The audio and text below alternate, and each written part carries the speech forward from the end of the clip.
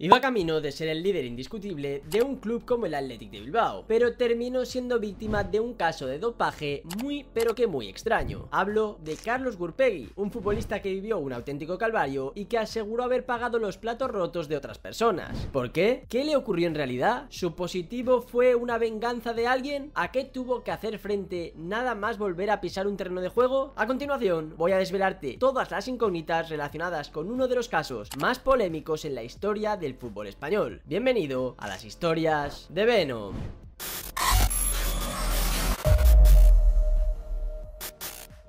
Carlos Gurpegui, Náusea, era uno de los personajes más destacados de su Andosilla natal. Aquel niño navarro, nacido un 19 de agosto de 1980, estaba demostrando que poseía cualidades para dedicarse al fútbol y cumplir el sueño de muchos chavales. Formado en la cantera del Riberega, el club de su pueblo, se marchó con tan solo 16 años a jugar en las filas del Izarra, donde empezó a dar sus primeros pasos realmente serios en este deporte y tener la oportunidad de jugar en una categoría tan mítica del fútbol español como es la Segunda División B. Gurpegui era un futbolista polivalente, capaz de jugar de central o medio centro defensivo. Poseía una gran inteligencia táctica, por lo que se convertía en imprescindible en todos aquellos equipos de los que había formado parte hasta ese momento. Estos detalles no pasaron desapercibidos para muchos ojeadores de equipos de primer nivel, entre ellos el Athletic de Bilbao, quien se adelantó a todos los demás y le fichó. Y ahora sí que sí, la carrera de Gurpegui entraba en otra dimensión. Tenía 18 años y acababa de incorporarse a una de las canteras con mayor prestigio de España y Europa. La oportunidad era enorme y no la desaprovechó. Fue quemando etapas, pasando del filial al juvenil y llegando a debutar en primera división con el primer equipo. Finalmente, en la temporada 2002-2003 asciende definitivamente y se convierte a todas luces en futbolista del Athletic Club. La euforia le invadía por dentro. Estaba en la élite y había cumplido su sueño, ese por el que había peleado tanto. Sin embargo, el destino le tenía preparado un cruel y duro revés que ni él ni nadie se hubieran imaginado. El 1 de septiembre de 2002, Real Sociedad y Athletic inauguraban la liga enfrentándose en un derbi que sería el gran atractivo de la primera jornada de competición. Pese a la derrota por 4-2, Gurpegui, con 22 años, había sido el gran protagonista al anotar los dos tantos bilbaínos. Su afición veía en él a uno de los futuros líderes del equipo. Al acabar el partido, el propio Gurpegui se sometía a un control antidoping con total normalidad y sin aparentes problemas, sin ser para nada consciente de que ese momento marcaría un antes y un después en su vida. El 10 de diciembre, apenas 3 meses después de ese partido en Anoeta y del control antidoping, el propio Athletic Club de Bilbao hacía público un comunicado sobre Gurpegui que dejaba en shock al fútbol español. El Athletic Club ha recibido una comunicación de la Federación Española en la que se indica que nuestro jugador dio valores de 19 norandrosterona superiores a los considerados fisiológicos. En pocas palabras, Gurpegui acababa de dar positivo por nandrolona, una sustancia esteroide anabolizante derivada de la testosterona que se encuentra de forma natural en el cuerpo humano, pero en muy pequeñas cantidades. Uno de sus principales beneficios es que influye de forma positiva en el crecimiento, desarrollo y actividad muscular. De ahí que, a partir de cierta cantidad, la agencia antidopaje la considere como una sustancia prohibida. La vida de Gurpegui se acababa de derrumbar por completo,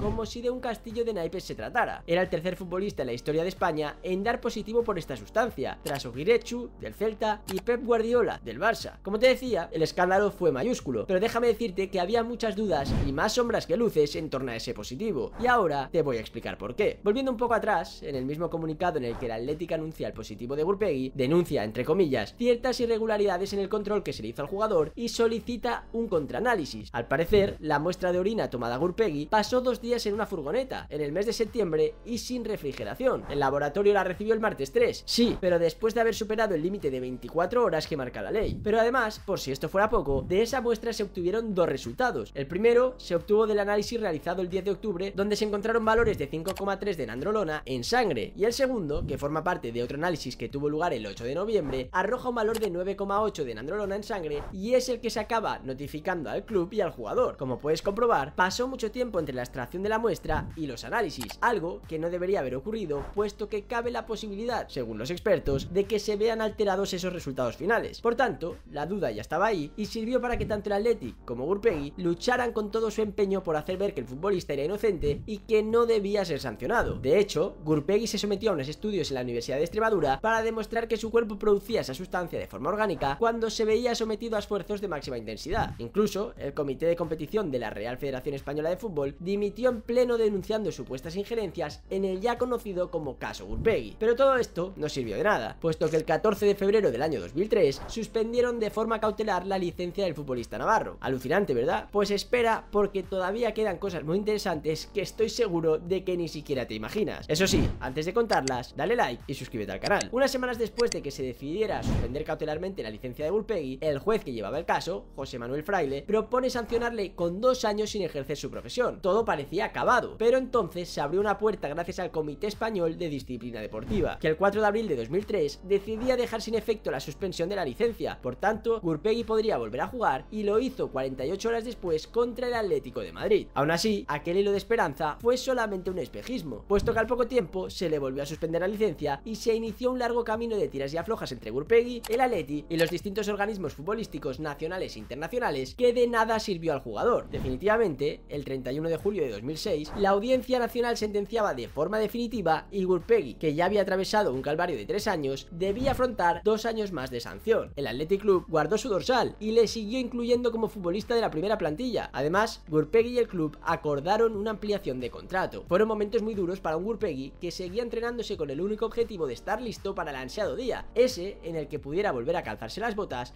y sentirse futbolista de nuevo. Dicho día llegó el 23 de abril de 2008, cuando su sanción terminó y podía jugar partidos oficiales con la camiseta del Athletic Club de Bilbao. Por fin Gurpegui daba por terminada una pesadilla, aunque no del todo. Cuando volvió, el futbolista navarro tuvo que ver como en muchos campos de la Liga Española le insultaban y se cachondeaban de él. Sin ir más lejos, en ese primer partido, que significaba su regreso y que tuvo lugar ante el Real Madrid en el Bernabéu, un sector de la grada madridista le gritaba: Gurpegui, eres un yonki. En el antiguo Vicente Calderón también vivió episodios parecidos. Ocurrió en el año 2011, cuando aficionados del Atlético de Madrid le cantaban, por llamarlo así, Gurpegui, pásame un gramo. Afortunadamente, Gurpegui supo convivir con todos estos actos míseros y pudo hacer su carrera íntegra en el club de sus amores, el Athletic de Bilbao. Eso sí, en el año 2014 desveló algo de su positivo que dejaba a todo el mundo muy sorprendido. El futbolista, en una entrevista al medio vasco Deia, dejaba entrever que Sabino Padilla, médico del equipo en aquella época, jugó un papel fundamental en aquel suceso. Tengo la sensación de que fueron a por mí porque mi médico era Sabino. Creo que si hubiera tenido otro médico habría sido todo diferente. Sabino tenía cuentas pendientes con alguien y aprovecharon esto para ir a por él. Y yo lo pagué. Esto lo he hablado con él, porque seguimos teniendo muy buena relación. Y tras escuchar todo esto, seguro que se te ha quedado a ti la misma sensación que a mí al contarlo. Es muy triste ver cómo un jugador pasa por un proceso así sin buscarlo realmente y arruinando prácticamente por completo su carrera. Como te decía antes, el caso Gurpegui fue uno de los más sonados junto al de Pep Guardiola. ¿No conoces toda la historia que pasó con Pep? Pues te invito a ver el vídeo que te dejo en las tarjetas. Y ahora me gustaría saber tu opinión. ¿Crees que Gurpegui fue realmente una víctima de problemas y discrepancias entre terceras personas? ¿Fueron a por él para cargarse a su médico o realmente se dopó? Te leo en comentarios, y si te ha gustado el vídeo no olvides suscribirte y darle like. Y si te interesa seguir la actualidad del Barça, te invito a seguir también el canal del Spider Culé. Gracias por verme, recuerda que esto no es nada sin ustedes y nos vemos en próximos vídeos aquí, en Historias de Venom.